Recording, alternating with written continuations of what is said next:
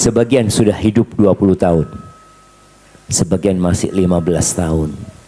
Sebagian ada yang sudah 50 tahun hidup. Sebagian ada yang sudah 70 tahun. Yang perlu dia tanyakan, di atas pijakan apa dia hidup selama ini.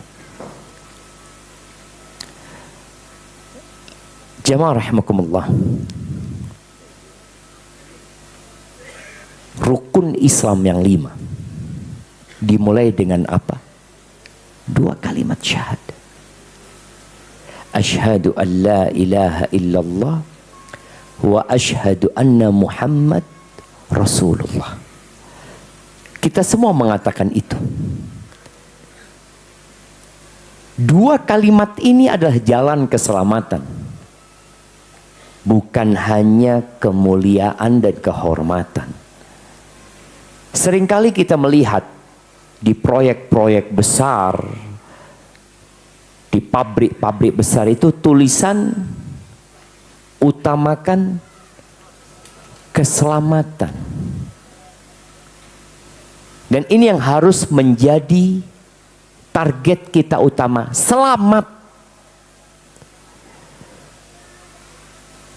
Ada istilah di Jawa itu, kalau naik kendaraan itu pelan-pelan, alon-alon,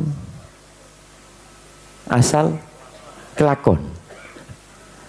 Yang penting dijalani. Dan Rasul Sallallahu Alaihi Wasallam selama beliau berada di kota Mekah 13 tahun, kemudian 10 tahun di kota Madinah, inti dakwah beliau adalah la ilaha illallah. Beliau mendatangi pasar-pasar kota Mekah. Alhamdulillah suara ini mungkin didengar oleh orang-orang di pasar. Beliau datang. Kenapa? Karena orang itu suka kumpul di pasar. Dan pasar itu tempat yang paling dibenci oleh Allah Azza wa Jalla. Tapi Rasulullah SAW memanfaatkan perkumpulan manusia itu untuk berdakwah.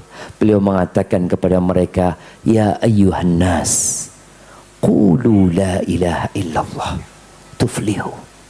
Wahai umat manusia, katakan la ilaha illallah, kalian akan beruntung dunia dan akhirat. Wa tamliku bihal Arab. Dengan kata-kata itu akan tunduk semua negeri Arab. Wa tadhillu lakumul ajam, dan semua orang-orang non-Arab juga akan mengikuti. Karena kalimat ini adalah kunci keselamatan dan kunci kesejahteraan. Wa idza amantum kuntum mulukan fil jannah. Kalau kalian beriman dan kalian mati, wa idza mittum kuntum mulukan fil jannah. Kalian akan jadi raja-raja di surga nanti. Tapi harus mengucapkan la ilaha illallah. Apakah bangsa Arab menerima? Mereka orang Arab yang dengan fasihnya berbahasa Arab.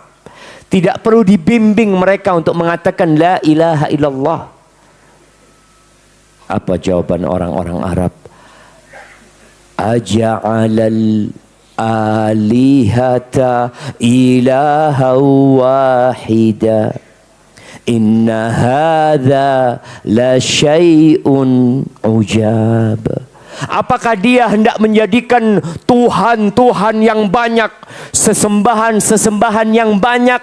Ada 360 berhala yang mengelilingi Ka'bah pada saat itu. Belum lagi ada yang dipertuhankan dari pepohonan. Maka orang Arab ini mengatakan, kok bisa-bisanya dia menjadikan sesembahan-sesembahan yang banyak itu hanya satu. Hanya Allah jadinya. Ini sesuatu yang menakjubkan. Allahu Akbar. Mereka menolak. Bahkan mereka mengatakan bahwa Rasul Sallallahu Alaihi Wasallam majnun. Ya ayyuhalladzi nuzzila alaihi dzikr innaka lamajnun. Wahai yang diturunkan kepadanya az-zikr, yakni Al-Quran, engkau itu gila. Kok bisa engkau menjadikan Tuhan yang banyak satu Tuhan? Subhanallah, hebatnya. Bangsa Arab mayoritas, Allah mengatakan, wala in sa'altahum man khalaqahum la yaqulunna Allah. Kalau engkau tanyakan kepada mereka siapa yang menciptakan mereka, apakah berhala-berhala itu ikut menciptakan mereka? Apakah Tuhan-Tuhan yang mereka sembah itu menciptakan mereka? Mereka tidak akan menjawab iya. Mereka mengatakan Allah yang menciptakan kita. Wala in sa'altahum man khalaqas samawati wal ard. Kalau tanyakan kepada mereka, siapa yang menciptakan langit dan bumi? Apa jawab mereka? La yaqulunna khalaqahunnal azizul alim. Yang menciptakan langit dan bumi adalah Al-Aziz Al-Alim. Lalu kenapa mereka masih menyembah berhala-berhala itu? Kalau mereka memiliki keyakinan bahwa sang pencipta adalah Allah Azza wa Jalla, mereka mengatakan, ma na'buduhum illa liuqarribuna ilallahi zulfa. Kami tidak menyembah mereka karena mereka pencipta, bukan, tapi karena hanya perantara yang mendekatkan kami kepada Allah. Haula'i syufa'auna indallah. Mereka adalah yang akan memberikan syafaat kepada kami di sisi Allah Azza wa Jalla. Ahibati fillah. Tapi ternyata keyakinan mereka bahwa Allah sang pencipta, namun mereka tidak mentauhidkan Allah Azza wa Jalla, nggak ada gunanya. Nama bapaknya Nabi siapa? Abdullah. Abdullah. Itu menunjukkan mereka kenal sama Allah Azza wa Jalla. Tapi masalahnya mereka tidak mengesahkan Allah Azza wa Jalla. Jadi kalau bicara tauhid, tauhid itu mengesahkan Allah dalam penciptaannya, bahwa semua itu ciptaan Allah Azza wa Jalla. Yang menghidupkan, yang mematikan, yang memberikan rizki, itu Allah. Yang menerbitkan mentari dari timur dan menenggelamkan di barat, itu Allah Azza wa Jal. Yang menciptakan batu bara, yang menciptakan emas, yang menciptakan segala kekayaan yang dieksploitasi oleh manusia saat itu, Allah Azza wa Jal. Tidak ada satupun yang turut dalam penciptaan itu. Dan kita mengesahkan Allah dalam amal ibadah kita. Kalau engkau tahu Allah yang menciptakan, ya berikan ibadahmu hanya kepada Allah Azza wa Jalla. Berdoa, minta sama Allah. Memohon. Engkau butuh apa? Butuh rezeki, ya minta sama Allah Azza wa Jalla. Oh, engkau ingin punya anak, minta sama Allah Azza wa Jalla. Oh, ingin punya pasangan, minta sama Allah Jalla Jalaluh. Ingin sukses dalam kehidupan dunia dan akhirat, Allah. Maka esahkan Allah dalam peribadatanmu. Inna salati wa nusuki wa mahyaya wa mamati lillahi rabbil alamin. Itu tauhid. Sesungguhnya salatku, sesungguhnya sesembelihanku. Kita masih mendapati ada orang-orang yang menyembelih untuk tempat-tempat keramat. Masya Allah. Anak Sa'in, hanya kepadamu kami beribadah dan hanya kepadamu kami meminta pertolongan. Itu tauhid. Kemudian akhir surat di dalam Al-Quran, Qul a'udhu bi rabbin nas, malikin nas, ilahin nas. Awalnya tauhid, ujungnya tauhid. Katakan, aku berlindung dengan siapa? Kepada siapa kita berlindung? Qul a'udzu bi rabbin nas. Tuhannya manusia, yang menciptakan manusia. Malikin nas, penguasa manusia. Ilahin nas, sesembahan yang benar, yang disembah oleh manusia, Allah Azza wa Jalla. Maka ahibati fillah, ada banyak hadis yang berbincang tentang keutamaan tauhid ini.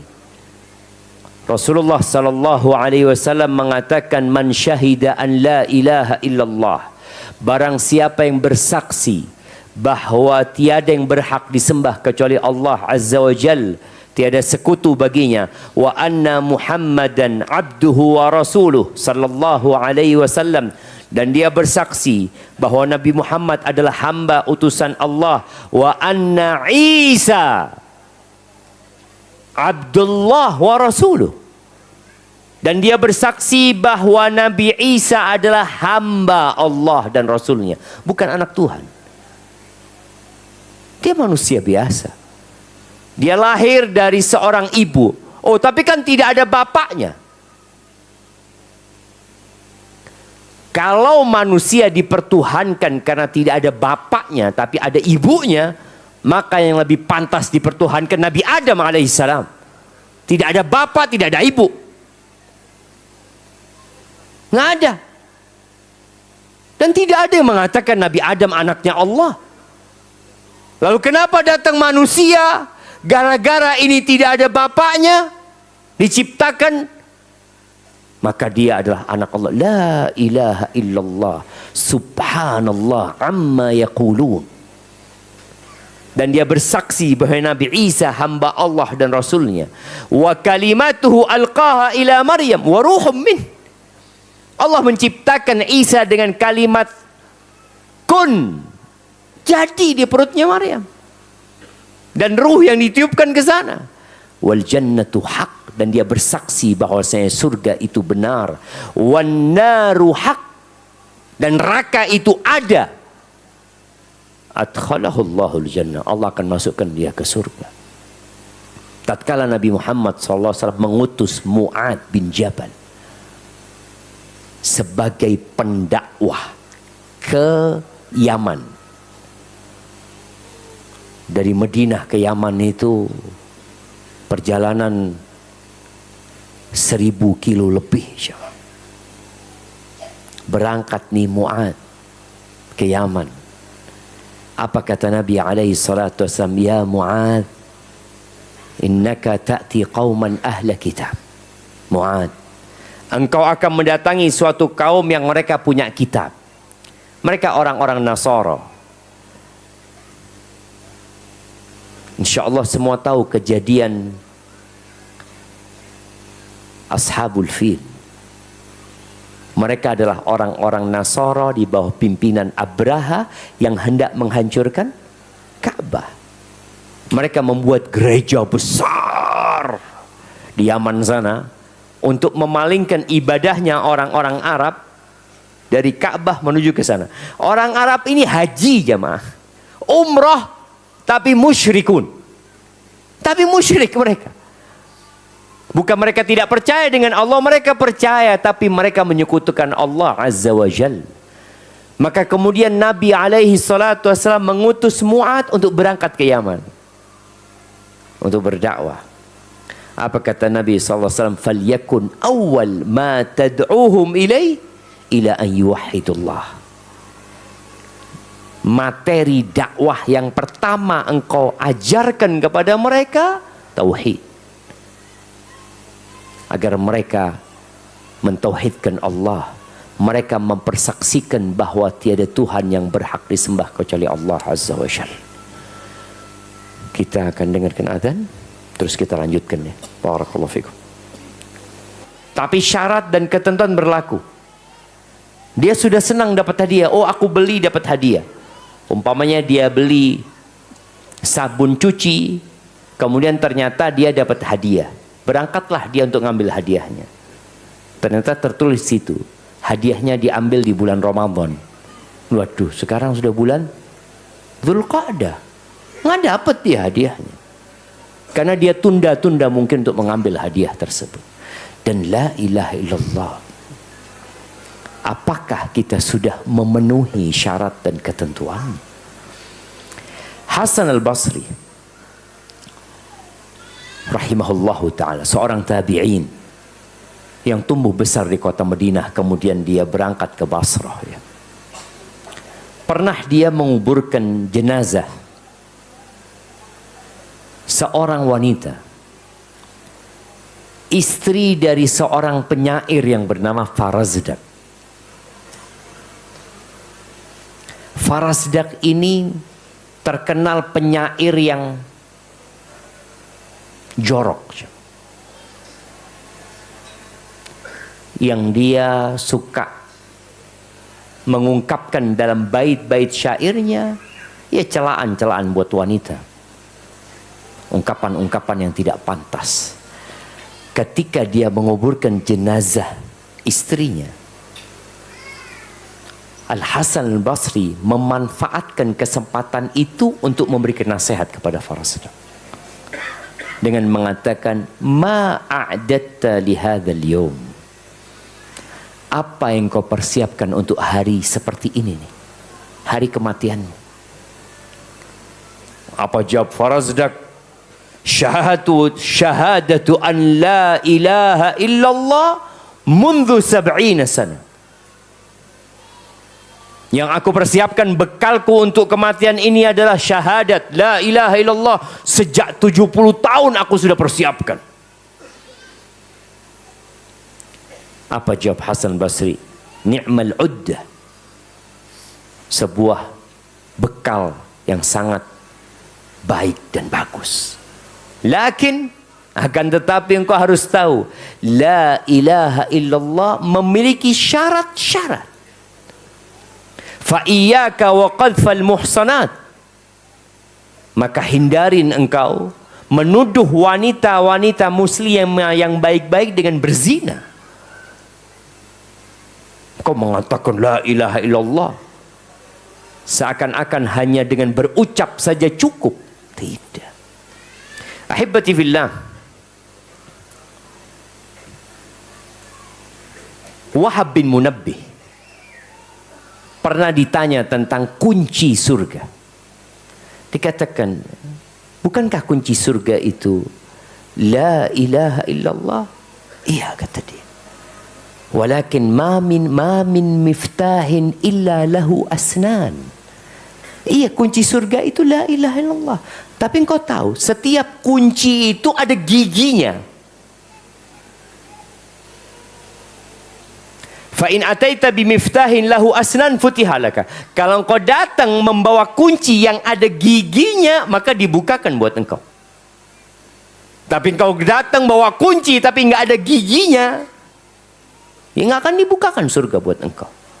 Dia mengisyaratkan kepada syarat-syarat dan ketentuan la ilaha illallah. Antum punya kunci rumah, saya punya kunci rumah. Tapi ternyata setelah antum datang loh, nggak ada giginya ternyata. Bisa buat buka rumah? Nggak bisa. Apalagi untuk membuka pintu surga Allah Azza wa Jalla. Apa syarat dari la ilaha illallah? Ada 7. Ana akan sebutkan ringkas aja. Paling tidak pulang dari kajian ini antum sudah mengetahui syarat dan ketentuannya. Syarat yang pertama adalah ilmu. Maksudnya memahami makna la ilaha illallah. Apa yang ditetapkan dan apa yang dinafikan. Karena la ilaha illallah ini memiliki 2 illallah, kecuali Allah. Yang dipertuhankan di muka bumi banyak. Kita melihat ada yang menyembah mentari, ada yang mempertuhankan rembulan, planet-planet, ada pula yang mempertuhankan binatang, ada yang batu, ada yang lautan, ada yang gunung.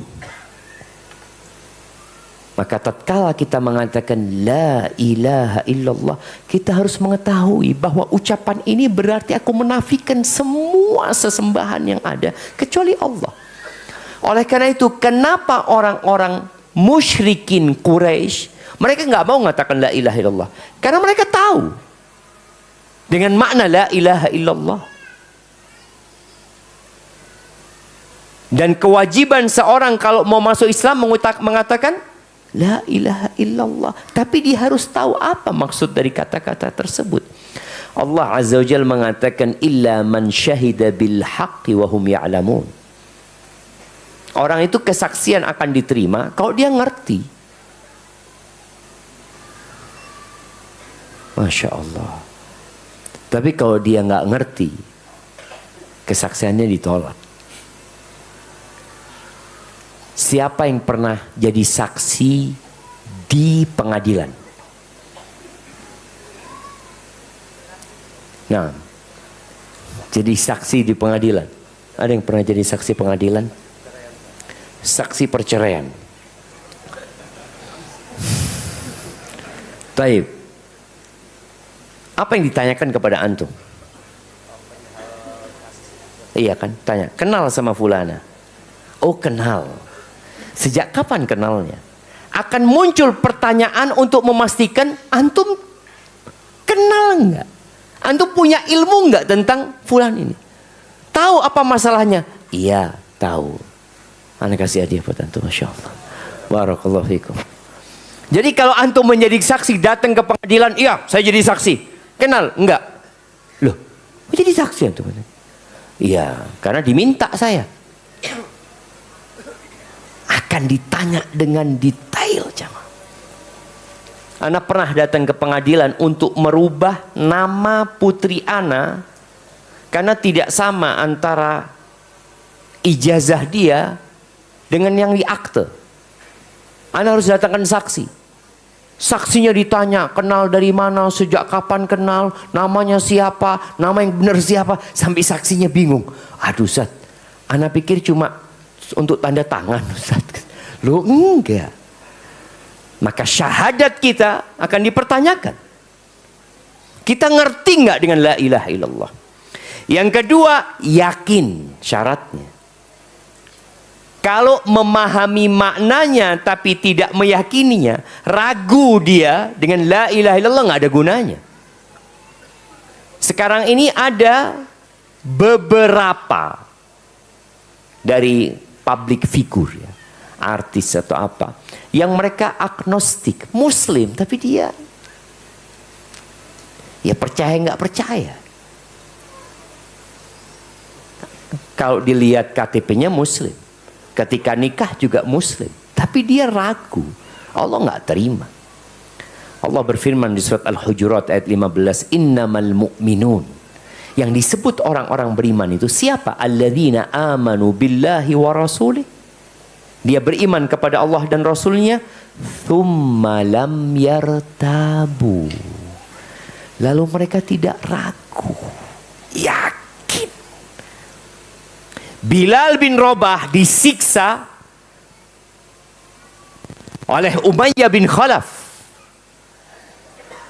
Diletakkan batu besar di perut dia, diarak keliling kota Mekah, ditanam di pasir panas kota Mekah. Dia tetap mengatakan la ilaha illallah. Dia mengatakan ahad, Allah itu esa. Kenapa? Karena Bilal yakin. Masyitah binti Fir'aun, Masyitah yang menyisir putrinya Fir'aun, anaknya dimasak satu persatu, dia tidak mundur, jemaah, karena dia yakin dengan la ilaha illallah yang dia ucapkan. Pada saat itu syahadatnya la ilaha illallah Musa Rasulullah. Dia yakin. Apakah kita sudah yakin? Di beberapa daerah sampai hari ini masih ada orang-orang yang rela menukar agamanya dengan uang. dengan kedudukan, dengan jabatan, dengan harta yang tidak seberapa. Kenapa? Karena dia nggak yakin. Dia cuma Islam keturunan. Alhamdulillah. Maka perlu tadi ilmu untuk belajar agar tumbuh keyakinan.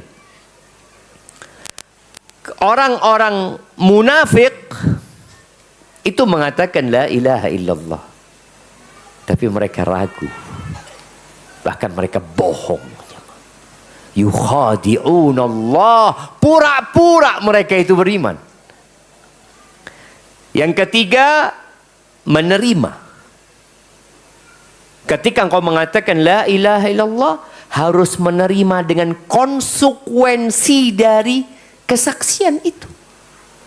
Engkau mengatakan la ilaha illallah, berarti engkau tidak boleh beribadah kecuali kepada Allah. Engkau punya masalah apapun, ya mintanya sama Allah subhanahu wa ta'ala. Tidak minta kepada leluhur. Tidak memohon kepada mereka yang sudah meninggal dunia.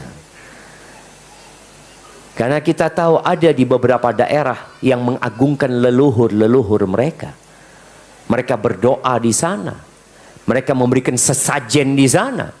Mereka menyembelih di sana. Padahal dia mengatakan la ilaha illallah. Kita harus menerima konsekuensinya. Kalau engkau nggak menerima, ya nggak ada gunanya. Kemudian yang keempat, tunduk kepada Allah dengan ikhlas. Bukan kemudian kita menyimpang, membangkang dari ketentuan la ilaha illallah yang kita ucapkan. Yang kelima, jujur dari hatinya. Kalau tadi yang kedua yakin, nggak boleh ragu. Yang ini jujur, nggak pura-pura. Di masjid ini, adakah yang pura-pura ikut kajian? Ada nggak jamaah? Di masa Nabi Muhammad SAW ada. Di Masjid Nabawi itu banyak yang pura-pura datang dengarkan kajian Nabi Muhammad SAW.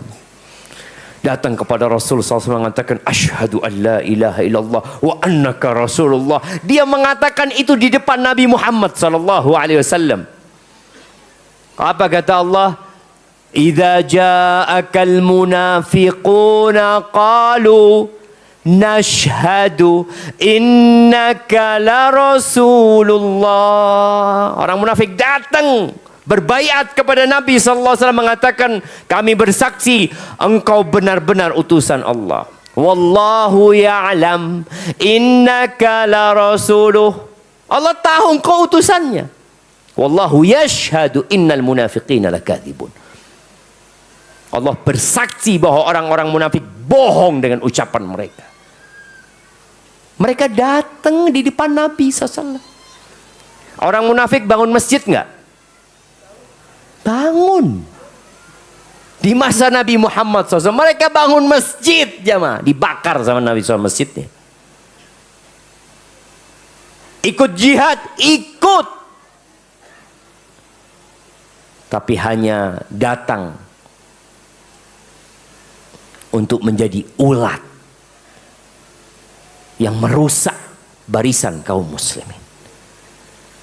Ada. Di masjid kita kira-kira ada nggak? Oh, insya Allah nggak ada, Ustaz. Hasan Basri mengatakan, ma aminahu illa munafik. Orang yang merasa aman, oh nggak mungkin saya munafik, orang munafik biasanya. Wa ma khafahu illa mu'min. Tapi kalau takut dia tertimpa penyakit munafik, insya Allah dia beriman.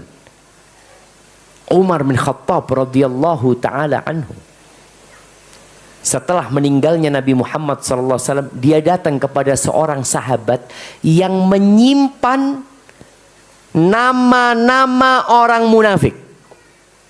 Dikasih rahasia sama Nabi SAW, fulan munafik, fulan munafik. Ada namanya, list itu dia yang pegang. Siapa nama sahabat itu? Masya Allah. Tafadhol. Jadi cepat tepat ini jamaah. Hudzaifah bin Yaman. Umar datang kepada Hudzaifah bin Yaman. Ini Umar yang Nabi alaihi salatu wasallam mengatakan Umar fil jannah. Umar di surga kata Nabi SAW. Tapi dia takut dengan munafik ini. Dia datang kepada Hudzaifah mengatakan anshuduka billah asammani Rasulullah sallallahu alaihi wasallam minhum. Aku minta dengan nama Allah. Apakah namaku disebut sama Nabi SAW? Bayangin jemaah.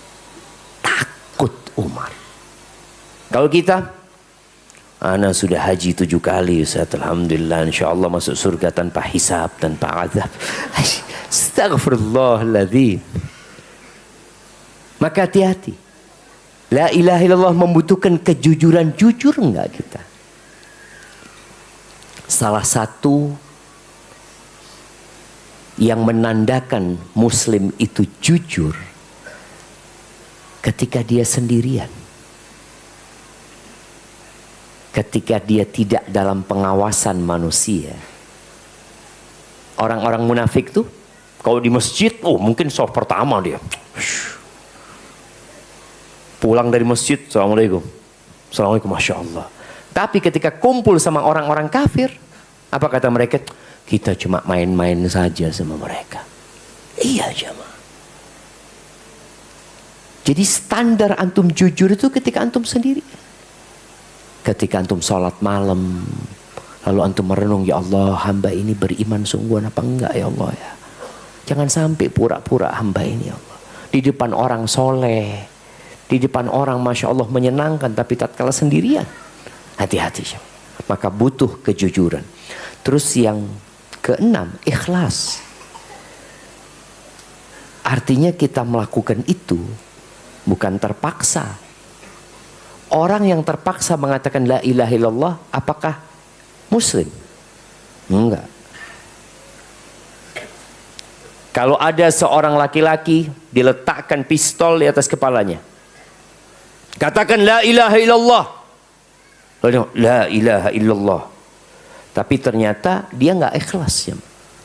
Dia nggak jadi Islam. Oleh karena itu dalam Islam la ikraha fiddin, nggak ada pemaksaan dalam beragama, nggak ada. Karena kalau dia masuk Islam terpaksa dan dia tidak ikhlas, akhirnya dia jadi pura-pura. Di keluarga itu dia pura-pura ke masjid. Karena kalau saya nggak masuk Islam Ustaz, saya tidak dinikahkan sama putrinya dia. Kan banyak pernikahan beda agama sebenarnya, tapi sang ayah, sang wali mengatakan kalau kamu nggak masuk Islam, kami tidak akan menikahkan. Akhirnya dia masuk Islam, tapi nggak ikhlas. Dapat 1 tahun, 2 tahun punya anak, dia kembali ke agama dia. Karena selama ini memang dia nggak ikhlas.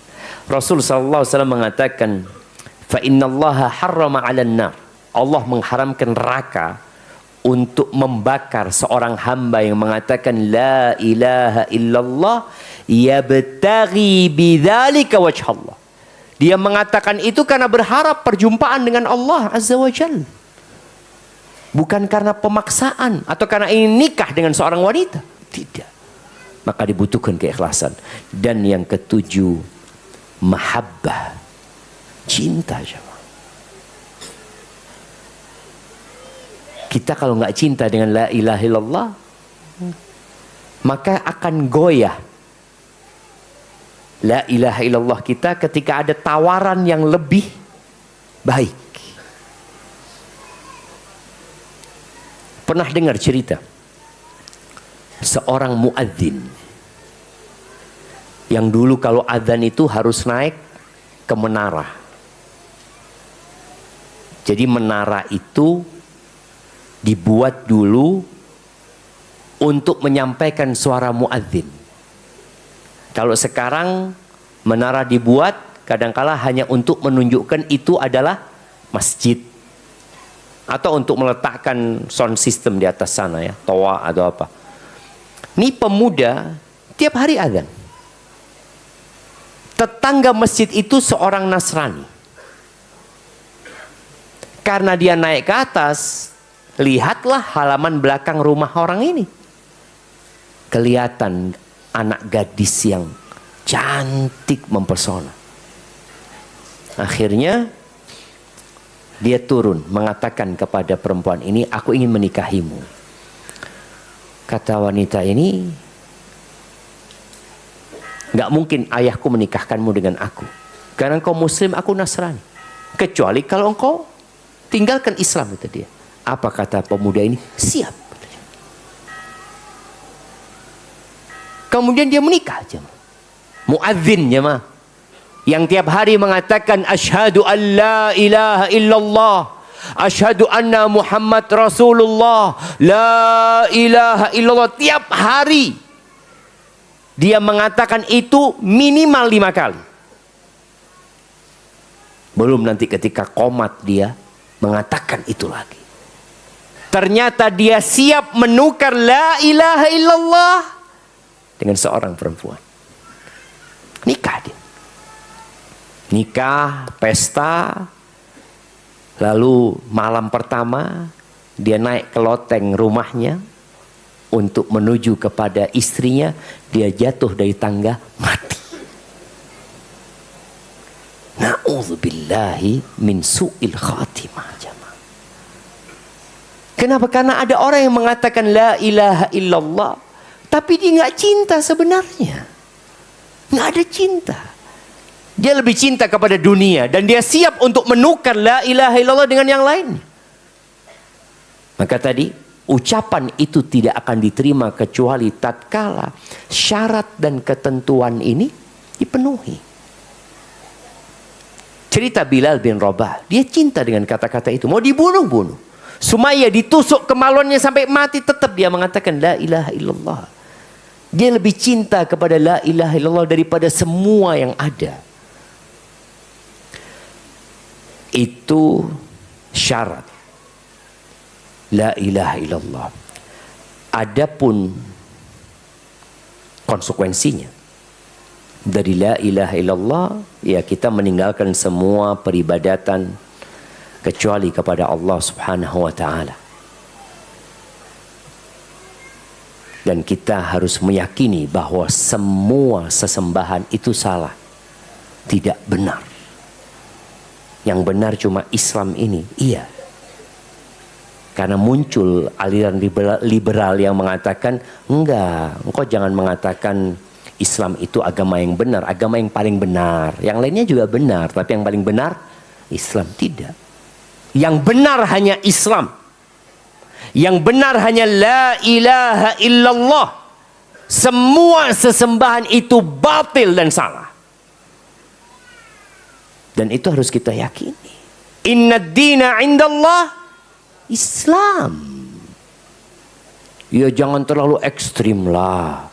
Toleransi dikit. Oke, toleransi. Qul ya ayyuhal kafirun. La a'budu ma ta'budun. Wala antum abiduna ma a'bud. Wala ana abidum ma abadtum. Wala antum abiduna ma a'bud. Lakum dinukum waliyadin. Toleransi kita. Agamamu, agamamu, agamaku, agamaku.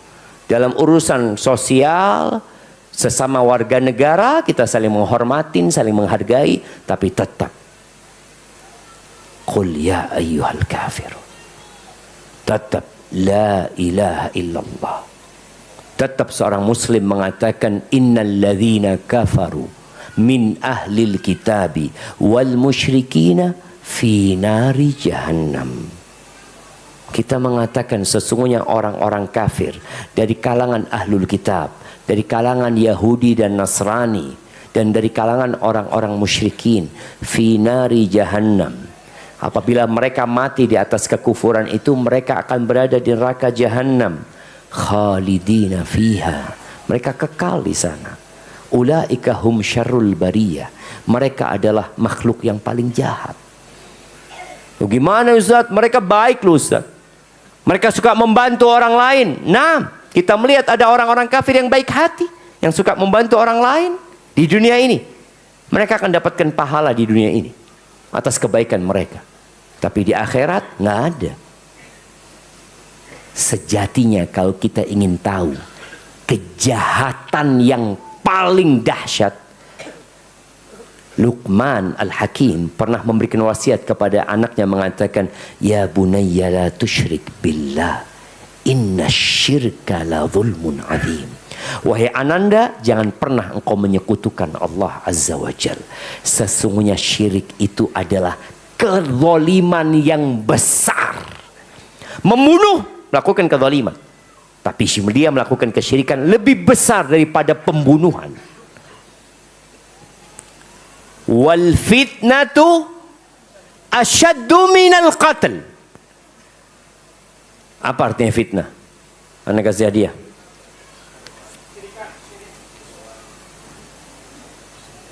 Kasih ke belakang itu. Fitnah itu kesyirikan. Fitnah di ayat ini kesyirikan, menyekutukan Allah Azza wa Jalla. Itu lebih berat daripada pembunuhan di bulan haram. Jadi orang kafir itu karena mereka memuliakan bulan haram, bulan Dzulqa'dah ini, bulan Dzulhijjah, bulan Muharram, bulan Rajab. Ketika terjadi kesalahan dari kaum muslimin, salah memang kaum muslimin, mereka melakukan peperangan di akhir bulan, di awal bulan haram.